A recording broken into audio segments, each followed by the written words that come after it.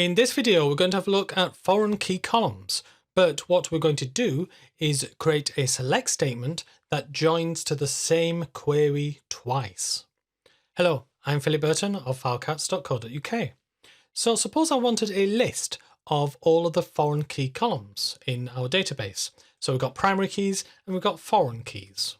Well, we can do that quite easily by having a look at select star from sys.foreign_key_columns.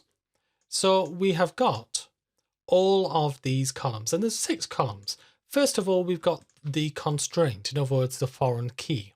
Secondly, we've got what it uses, what column it uses, and what it references. So in other words, where it comes from and where it goes to. Now, what I want to do is get the object ID name for each of these. Well, that's very easily done. All I need to do is say object name of the constraint object ID. And that gives me the constraint name. So we can see here we have the constraint name, foreign key, address, state province ID. Now next, what I want to do is find out what this parent column is called.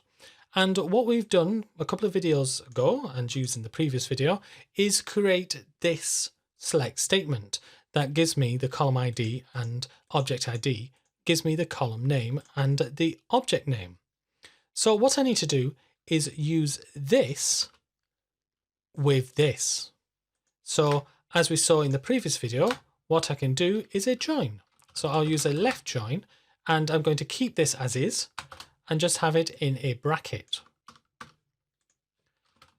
So this is equal to C, my columns. So now in this main thing, this main query here, we have C.ObjectName, C.type description, and so forth. So what I'm going to do is copy this, put this on a new line, and get rid of all of these formulas because all I need to do is refer to C.ObjectName, C.type description, C.ColumnName.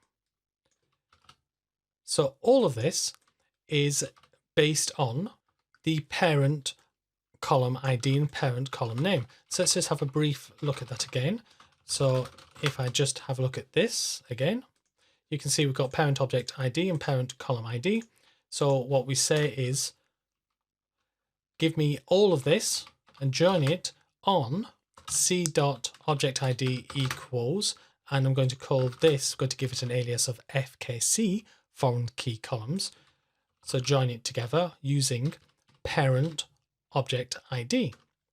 And let's have a look at the column ID and join that together on parent column ID. So now that they are joined together, we can see that we have got, using this foreign key, we're using production.workorder as a table and the column name scrap reason ID. Now in this particular instance, I don't need the type description, so let's get rid of that. And let's move these into one column. So we'll put a bracket and an end bracket, and then say this is your parent column. So this constraint, and in fact what I'll do is just put this first.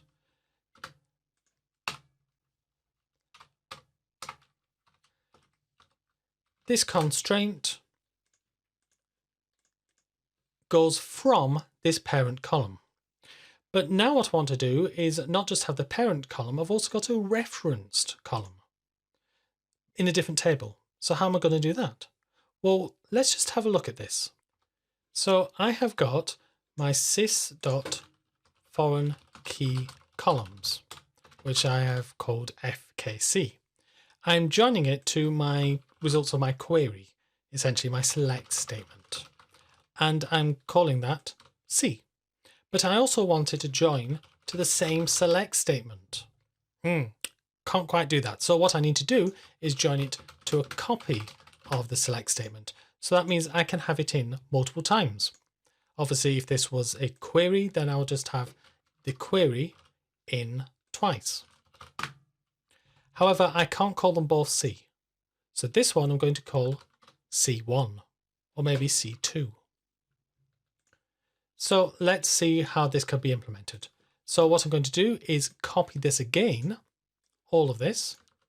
So I'm left joining the same thing again, but this time, instead of using the table C, I'm using the table C2, and I'm doing the same on the join. So it's exactly the same words, but I'm just joining it a second time using a different name. Now the join is going to be different. I don't want it to join from the parent object ID.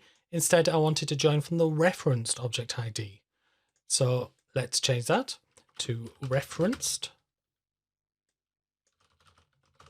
And to get the data that we want, the output, all I need to do is copy this, change all of the references to from C to C2, and this becomes the referenced column.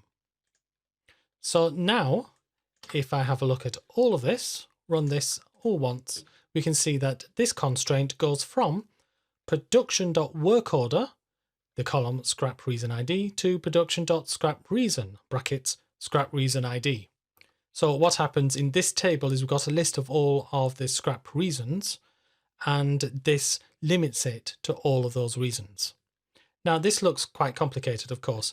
So what you might want to do is to put this into a view. So let's do that. So if I copy this and I say create view, so I'm going to call this FKC as that. So if I run that, there we go. So what I can now do is replace all of this with FKC. So that makes this select query a lot easier. However, it's no longer standalone. It requires this view, and somebody might tinker with the view. So what I can do instead is say with FKC as, and then put brackets around this.